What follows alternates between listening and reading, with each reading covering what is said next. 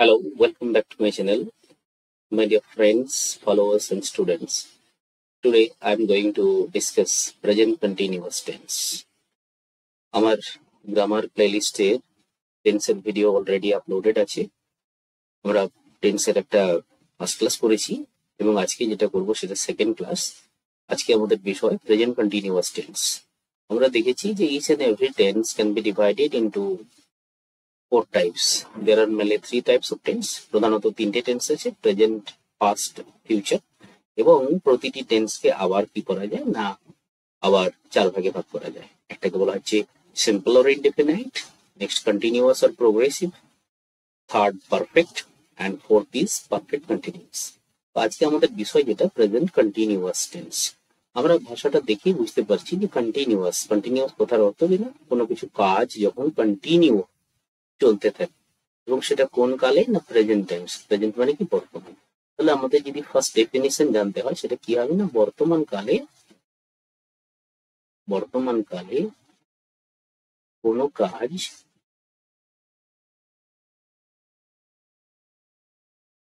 চলছে, হচ্ছে বা ঘটছে এমন বোঝায়, তাই তো। বর্তমান কালে কোনো কাজ চলছে, হচ্ছে, ঘটছে, একে আবার সাধু ভাষায় বললে বলা যায় চলিতেছে। গ্রামার বইগুলোতে এভাবে লেখা থাকে, হইতেছে অথবা ঘটিতেছে।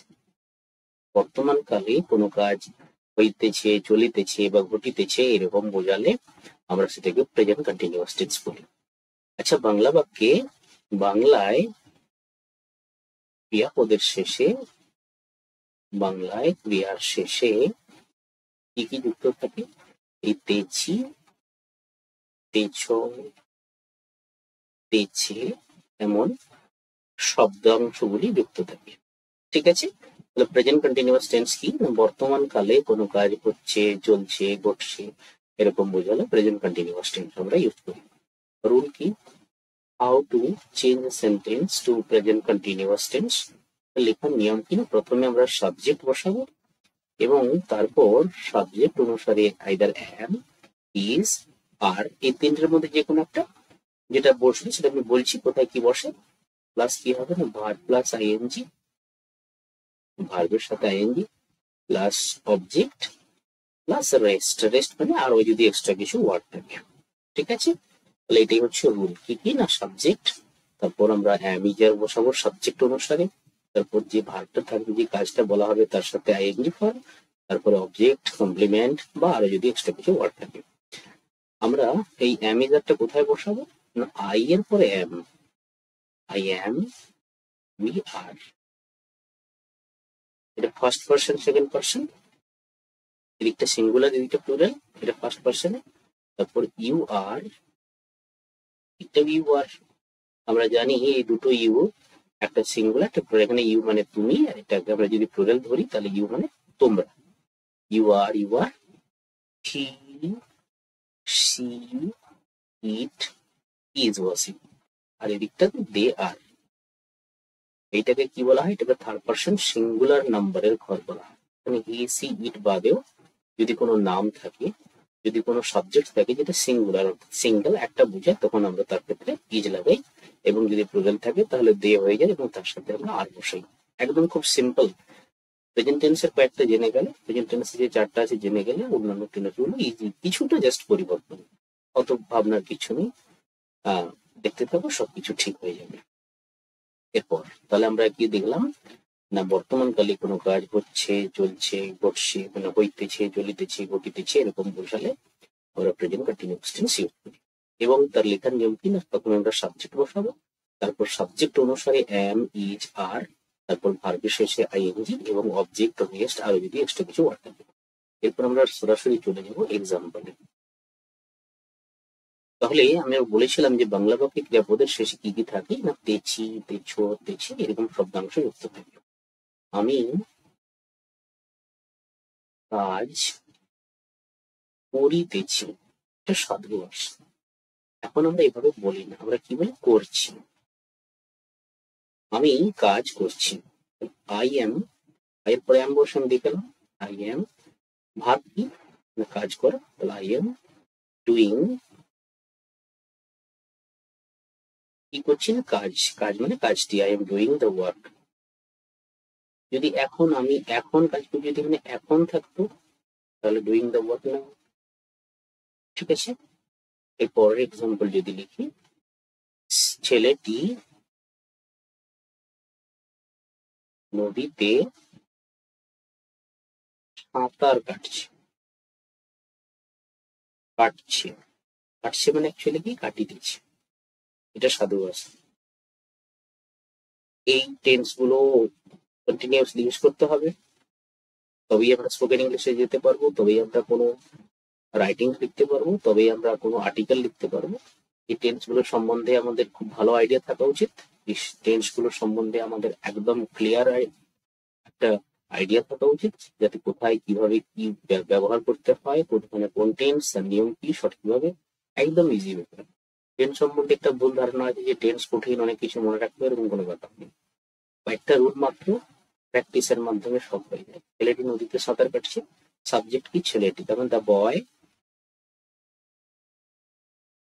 আমরা কি বলেছিলাম না সাবজেক্ট অনুসারে আমি যার বসাবো, যেহেতু দা বয় এখানে থার্ড পার্সন সিঙ্গুলার নাম্বার, তাহলে ইজ বসাবো, বয় ইজ, কাজ করাটা কি না সাঁতার কাটছে, তাহলে সুইমিং, ভার্বের শেষে আইএনজি, তাই তো, তাহলে সুইমটা ছিল মেন ভার্ব, ওর সাথে আইএনজি।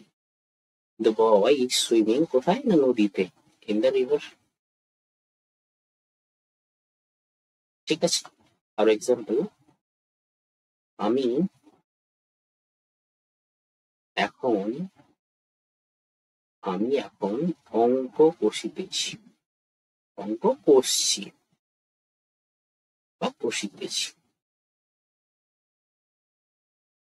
তাহলে সাবজেক্ট কি আই, এরপর এম বসে, অঙ্ক কষাকে আমরা কি বলি সলভ করি, ম্যাথমেটিক্স এ সলভ করা, আই এম সলভিং, ভার্বের শেষে আইনি ম্যাথস, এখন বলেছি এই এখন নাও অ্যাডভার্ব এটা, আই এম সলভিং ম্যাথস নাও, ঠিক আছে। মেয়েটি গান গাইছে, গাইছে মানে কি, যখন তার কন্টিনিউ হচ্ছে, গানটা চলছে, কন্টিনিউ হচ্ছে, তো কন্টিনিউ মানে কন্টিনিউয়াস টেন্স, এবং কোন টেন্সে, যেহেতু বর্তমান কাল তাই প্রেজেন্ট টেন্স।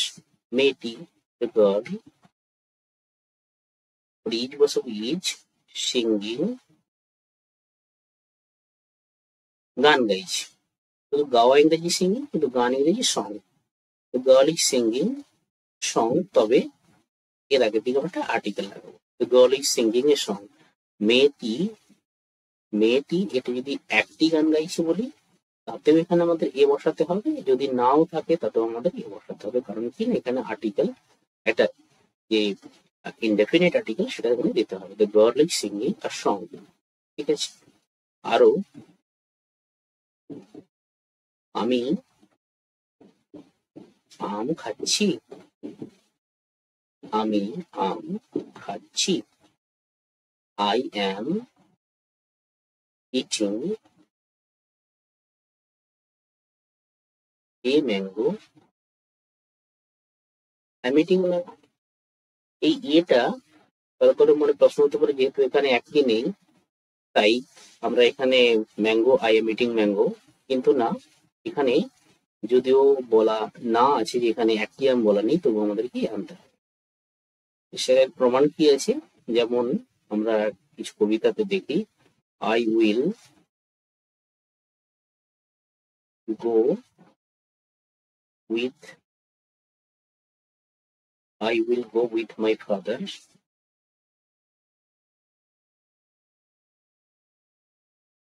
a plowing. এটা একটা কবিতার নাম, I will go with my father a plowing।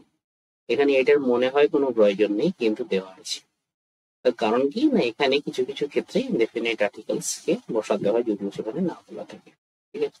আমি গান গাইছি, আই এম সিঙ্গিং সং না, আই এম সিঙ্গিং সং। আমি আম খাচ্ছি, আই এম ইটিং ম্যাঙ্গো নয়, I am eating a mango. যদি বলা থাকতো যেখানে আমি আমগুলি খাচ্ছি, আই এম ইটিং ম্যাঙ্গোস, তখন ঠিক আছে, তখন কি হলো না প্লুরাল ফর্ম দেওয়া থাকে, কিন্তু যেহেতু এখানে কিছু দেওয়া নেই, এটা আম একটা কাউন্টেবল নাম্বার, তাই আমাদেরকে জেনারেলি এ বসাতে হবে। এরপর আমরা নেগেটিভ কিছু সেন্টেন্স দেখব, যেমন কি আমি এখন ঘুমাচ্ছি না, আমি এখন ঘুমাচ্ছি না, এটা নেগেটিভ সেন্টেন্স। তো আই অ্যাম, ওর পরেই নট এসে যাবে, আই এম নট, ঘুমানো ইংরেজি কি স্লিপ, ওর সাথে আই এম নট স্লিপিং, এখন বলেছি তার নাম, I am not sleeping now. Subrata Subrata কাজটি করছে না, না আছে মানে নেগেটিভ সেন্টেন্স, তাহলে অ্যান্সার কি হবে, সুব্রত, যেহেতু এটা থার্ড পারসন সিঙ্গুলার নাম্বার, তো ইজ বসবে, Subrata is not doing the work. ঠিক আছে, Subrata is not doing the work. তারপরে আমি চা খাচ্ছি না, এই খাচ্ছির ব্যাপারটা কিন্তু পান করছি না। আমরা জেনারেলি বলে থাকি যে আমি চা খাচ্ছি, আমি চা খাই, আমরা পান করি এই শব্দটা কম ব্যবহার করি, কিন্তু গ্রামাটিক্যাল দিক থেকে আমাদেরকে পান করা শব্দটাই লেখা হয়, এখানে ইট হয় না, যেহেতু চা একটা liquid.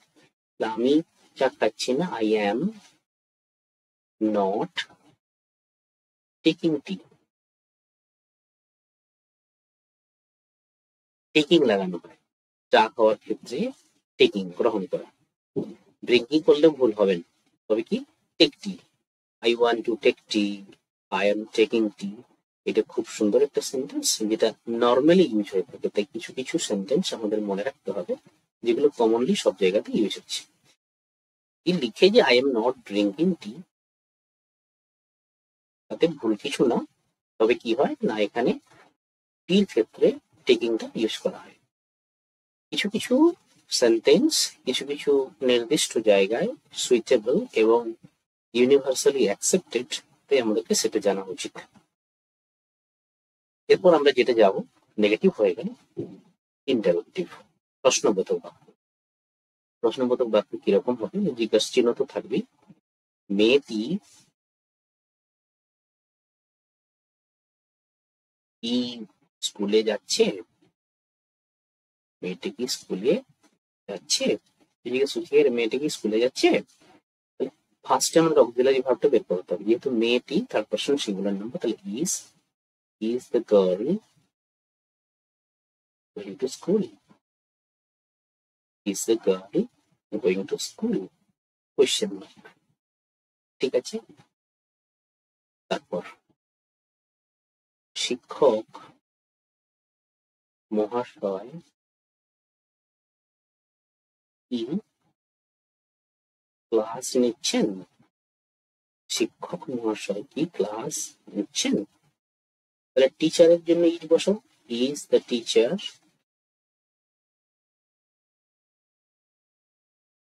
Taking the class, is the teacher taking the class. ঠিক আছে, এরপরে কিছু সেন্টেন্স, বাঘটি কি এখন শিকার করছে, করছে মানে কি করিতেছে, বাঘটির জন্য is the tiger hunting now, is the tiger hunting now. আরো এরকম অনেক example, is she doing the work, is she doing the work, সে কি কাজটা করছে, am I going with you,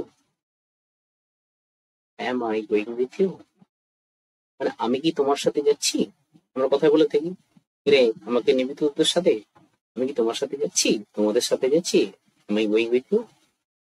এরকম আর দে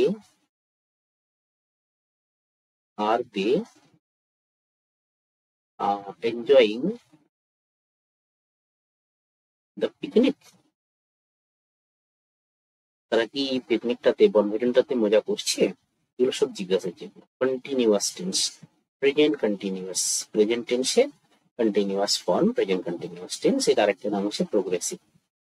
তাহলে এটুকুই হলো আজকে এই টেন্স অর্থাৎ প্রেজেন্ট কন্টিনিউয়াস ও প্রেজেন্ট প্রোগ্রেসিভ টেন্সের আগাগোড়া। এইটাকে আমরা বিভিন্ন জায়গায় ইউজ করব, স্পোকেন ইংলিশের ক্ষেত্রে ইউজ করব, জীবনের ছোট্ট ছোট্ট প্রতিদিনকার ছোট্ট ছোট্ট সেন্টেন্সে আমরা ইউজ করব। এবং আমার চ্যানেলটা সাবস্ক্রাইব করে দিও, বন্ধুদের মধ্যে শেয়ার করে দিও, কেমন লাগলো, কি কি দরকার, আরো কি জানতে চাও, সমস্ত কিছু কমেন্ট সেকশনে কমেন্ট করো। এবং প্লেলিস্টে স্পোকেন ইংলিশের ক্লাসে, লিটারেচারের ক্লাসে প্লেলিস্ট, প্রত্যেকটা প্লেলিস্ট করা আছে, প্লেলিস্টে গিয়ে তোমাদের প্রয়োজন মতো সেগুলো দেখতে থাকো। এবং যদি কিছু কোয়ারিজ থাকে কমেন্ট সেকশনে করতে ভুলো না। Thank you very much for being with me.